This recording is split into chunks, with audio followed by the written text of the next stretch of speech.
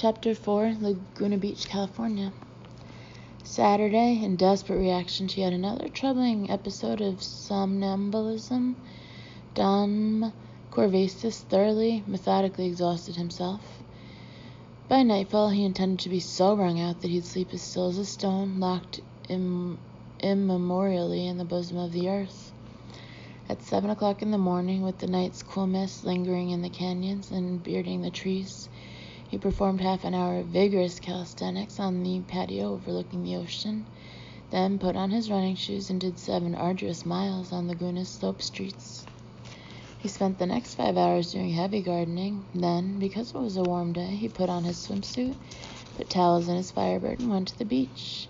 He sunbathed a little and swam a lot.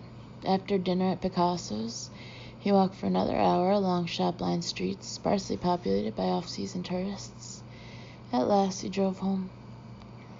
Undressing in his bedroom, Dom felt as if he were in the land of Lilliput, where 1,000 tiny people were pulling him down with grappling lines.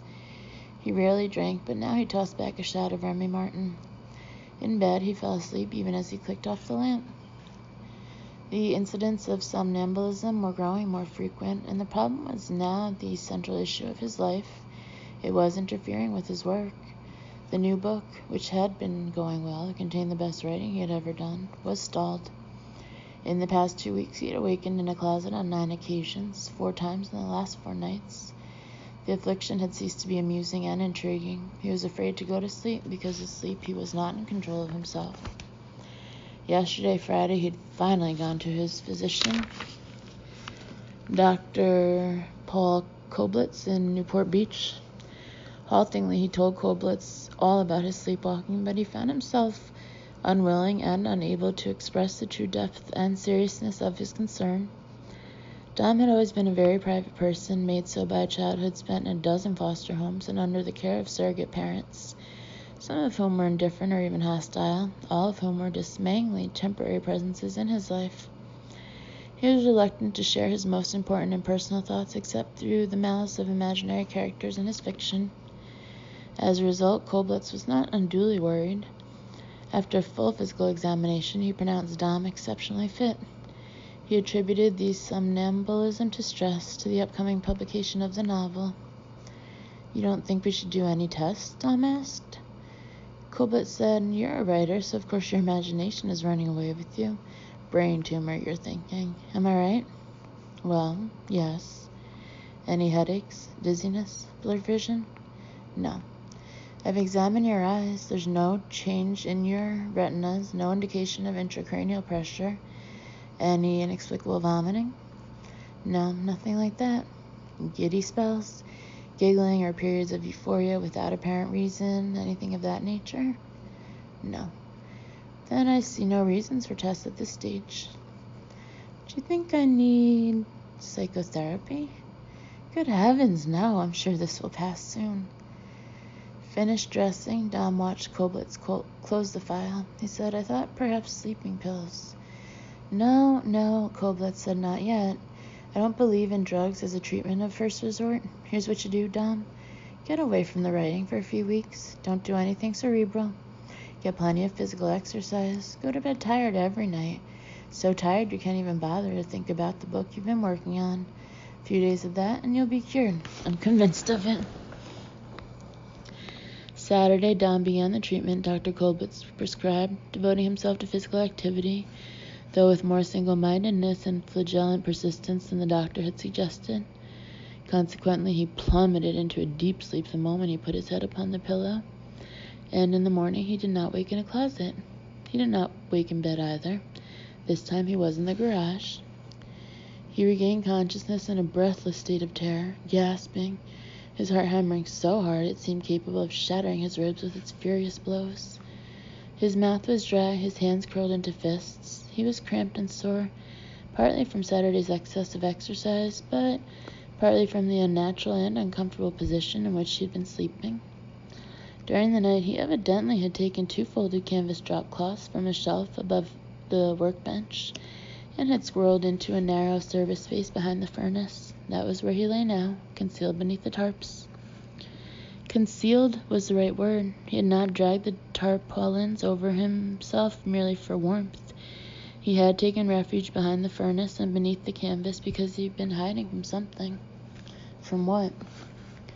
Even now, as Dominic pushed the tarps aside and struggled to sit up, as sleep receded and as his bleary eyes adjusted to the shadow-filled garage, the intense anxiety that had accompanied him up from sleep still clung tenaciously. His pulse pounded.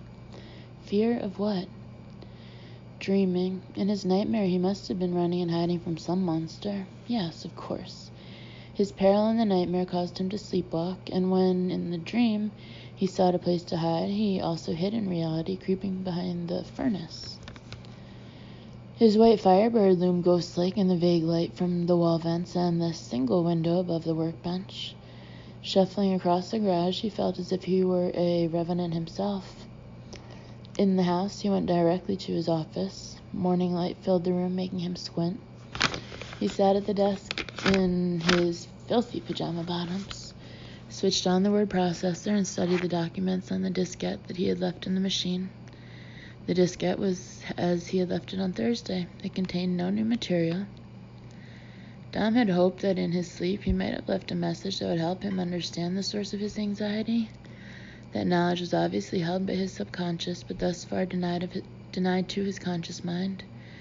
When sleepwalking, his subconscious was in control, and possibly it would try to explain things to his conscious mind by way of the display writer.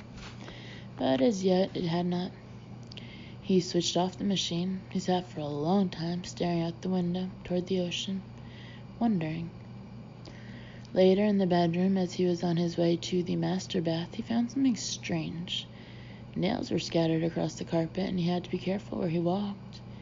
He stooped to pick up several of them. They were all alike, 1.5-inch steel finishing nails. At the far side of the room, he saw two objects that drew him there. Beneath the window from which the drapes had been drawn aside, a box of nails lay on the floor by the baseboard. It was only half full because part of its contents had spilled from it. Beside the box was a hammer. He lifted the hammer, hefted it, frowned. What had he been doing in those lonely hours of the night? He raised his eyes to the windowsill and saw 3 loose nails that he had laid there. They gleamed in the sunlight. Judging from the evidence, he'd been preparing to nail the window shut. Jesus! Something had so frightened him that he had intended to nail the window shut and make a fortress of his house. But before he could set himself to the task, he had been suddenly overwhelmed by fear and had fled to the garage, where he had hidden behind the furnace. He dropped the hammer, stood, looked out the window. Beyond lay only bloom-laden rose bushes, a small strip of lawn, and an ivy-covered slope that led up to another house. A lovely landscape, peaceful.